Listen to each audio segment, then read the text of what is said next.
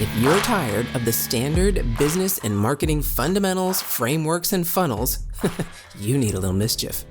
Get ready to turn up the volume on the CEO Mischief Maker podcast, where you access conversations with seasoned business owners who have smashed through mindset barriers, innovated the standard boring business and marketing playbooks, and executed future-paced strategies with bleeding-edge tools and tactics to micro-fail their way into massive success and growth.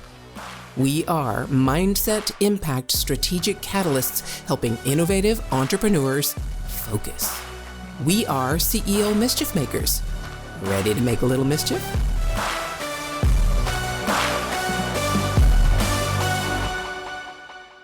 Hey, CEO Mischief Makers, welcome back to the conversation. My amazing guest, Joeri Billast, is going to join us again and talk about what we talk about every Wednesday, if you're listening to this live when it's published, and that is impact and innovation. And I think you're going to enjoy the direction we take. So first off, welcome back to the conversation, Joeri. Very happy you're here. Tell me who, especially with Web3, who are you wanting to impact with all this information you're gathering and the tools that you're using and metaverse and all that stuff? Who do you want to impact? So yeah, it's also a bit through my experience and talking to people. I like to be in communities. I like to inspire people, and the people that resonate the most with me are also people that are entrepreneurs, that are marketers. And, also the strange thing is, MK, what I've learned, that is that I get the most positive feedback with Web3 and marketing. That's from people outside of Belgium. So that's since COVID, the world became smaller. So I said okay, let's start to do even more things in English instead of in Dutch, because that's my native language. And I had also clients in French, but I said, no, let's do, it's in my third language, I would say, in English, and start a podcast and do everything. And I felt really good feedback, and people were really positive about it, because in the beginning, I would think, who is waiting for someone from Belgium doing stuff in English? And, and if I got comments like those trolls that you want to call them, then they came from Belgium and not from nowhere else.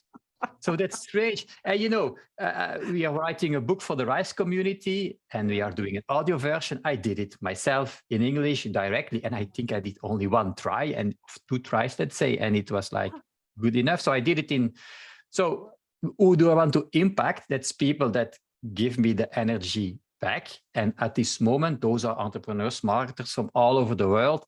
Actually, the people that are in our community, in different communities that I'm in, and that are listening to my podcast, and that I meet at this kind of events like social media marketing world. Those are the people. Yeah, isn't it amazing? I find the exact same thing. I'm in Northern California, and I do nothing in my own backyard locally. I just now got involved in a local accelerator program for founders, and I'm volunteering my time. I'm a mentor, but that was just in the last couple of years. Other than that, all of my clients, my students, everyone I connect with is outside of California. And most of them, at least half, are from Europe or Australia. It's just crazy when we embrace this technology and we embrace this fact that we are so connected right now. We find so many like-minded people and people who think the way we do and want to see the world the way we do. It's really exciting. I don't need to go to an office. I'm just in my own home. I don't have to, I wear my pajama pants in the wintertime because I, need my little flannel and keep myself warm. I don't hardly ever have to go out of my house. But so that's impact. I get that. And I can understand that entrepreneurs who are the crazy people of the world and want to do all these fun things, they obviously would be embracing what you're doing. So now talk about how you're innovating this. So I went to my first Web3 conference, I think it was November of 2021. Yeah. It was 2021, November of 2021 in Florida, and DeFi. It was a DeFi conference, and it was just nuts. The things that are going on, and the virtual virtual reality, and just crazy things that I had never seen before. So it's been going on for quite a long time, but you're not just taking Web3 and spitting it back out. You're not taking these concepts and just saying the same thing to people that you're learning. You are innovating it in a way that speaks to your personality, your goals, your previous experience with your analytics and your social media background. I'm sure you bring some of that to the table in this whole idea. So tell me how you're innovating Web3 so that you can speak to entrepreneurs in a way that they understand and give them value. Yeah, so first it comes from, let's say, the three pillars. I have the IT background, I have the financial background, and I have the marketing background, which all come together now today. And I like to have new technologies. I like to be on stage. I like to inspire people. So this comes together with the fact that I have these different languages. I'm not from the US, like we said, so it's different. I'm different. Yes.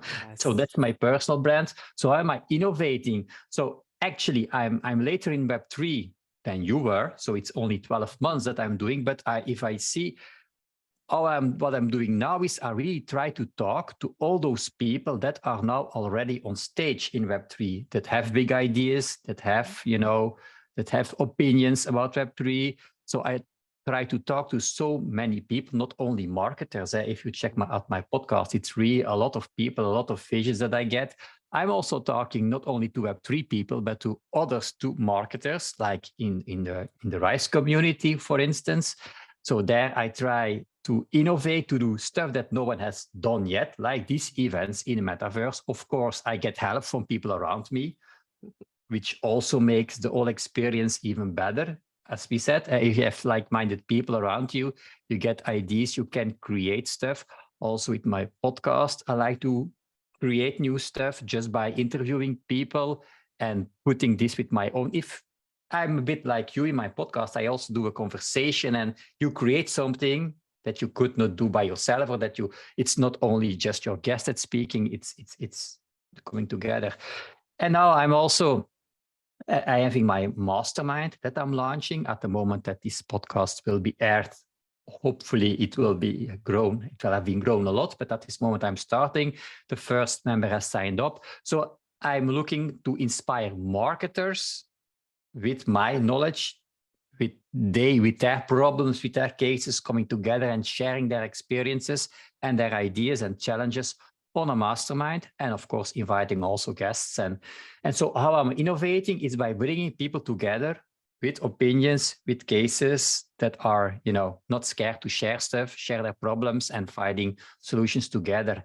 And with my personality, I like to lead that, and I like to, ask people, really have a conversation where there is trust, where people can share. I think you mentioned it also, I think in the previous episode that we did, that, there is the community aspect in Web3. So people, an example, for instance, I was in Lisbon at the Web Summit and I asked a lot of people to come on my podcast. At that moment, I didn't have so many Web3 people on it. So it was not like it was a Web3 podcast. And almost all of them said yes.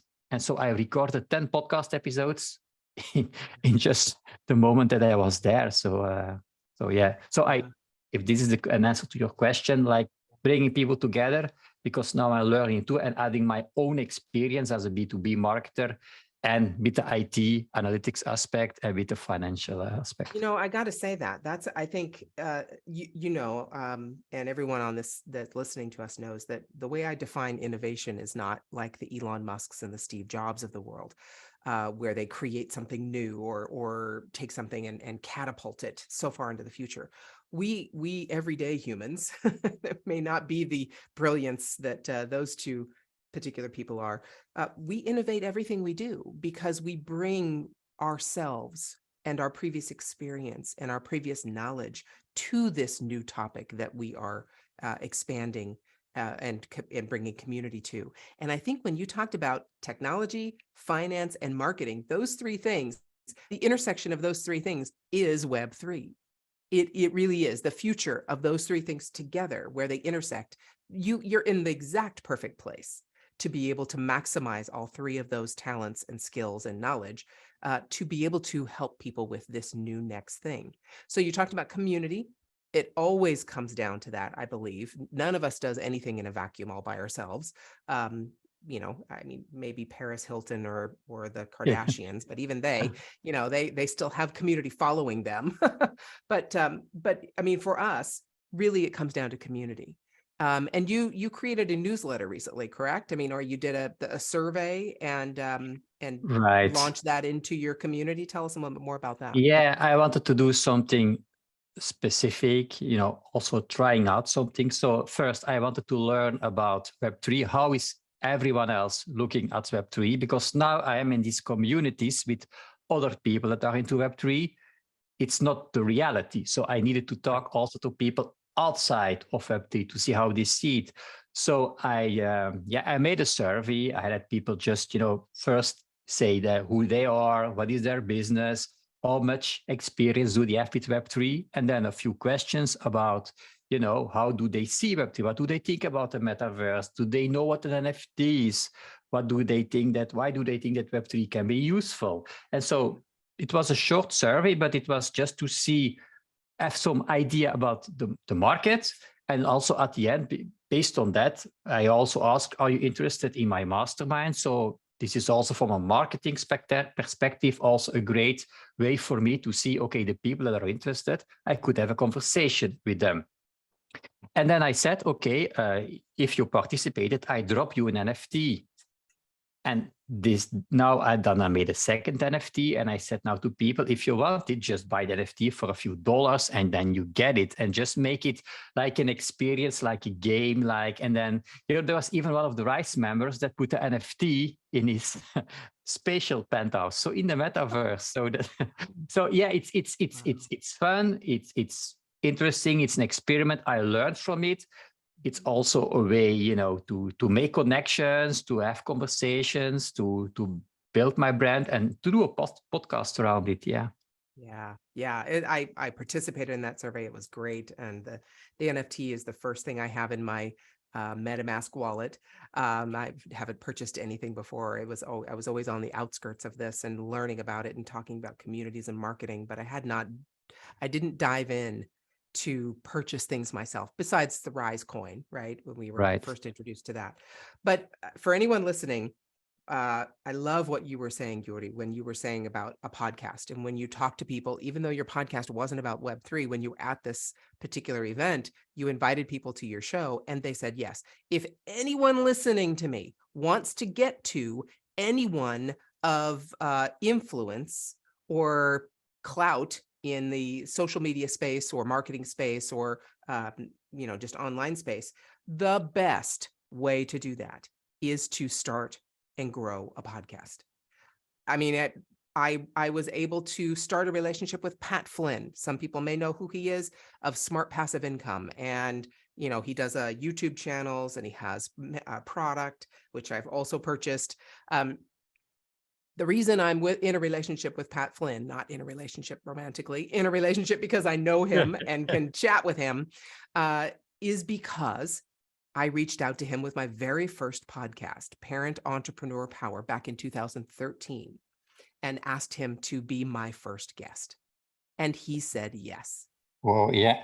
And since then, I've been able to, you know, chat with him when we both speak at Social Media Marketing World, and I've been able to have him on multiple podcasts and write blog posts about him.